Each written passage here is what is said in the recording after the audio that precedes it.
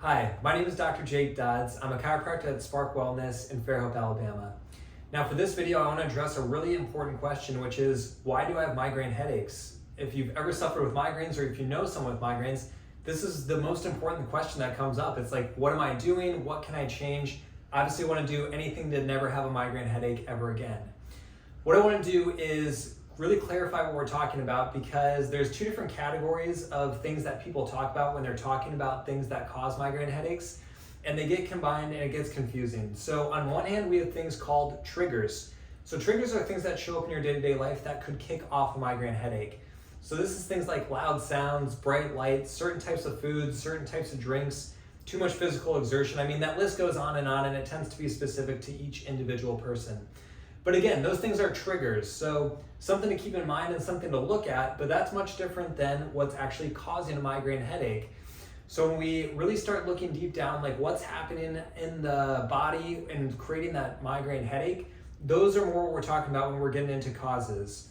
So a couple of things that are listed that don't get talked about a whole lot. Number one at the top of the list, changes in brainstem and interactions with the trigeminal nerve is one of the top things that are listed with the research that's come out and what's posed by the leading research hospitals.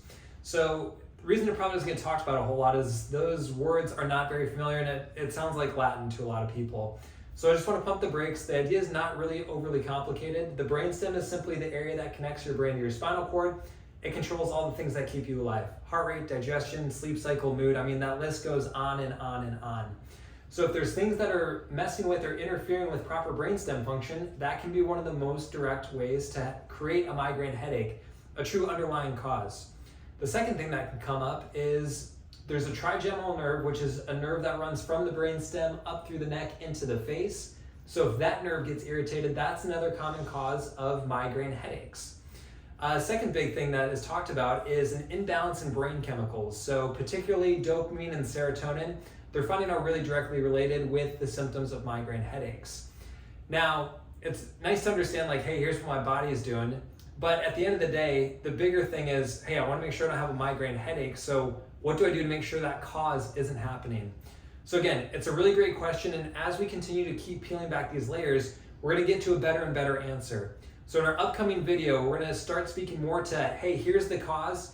Here's what we need to do to transition this into a space where that cause isn't coming up on a consistent basis. So look forward to seeing you in future videos. We're talking more about what those action steps look like and get you on a path where you're not feeling those migraine headaches so often.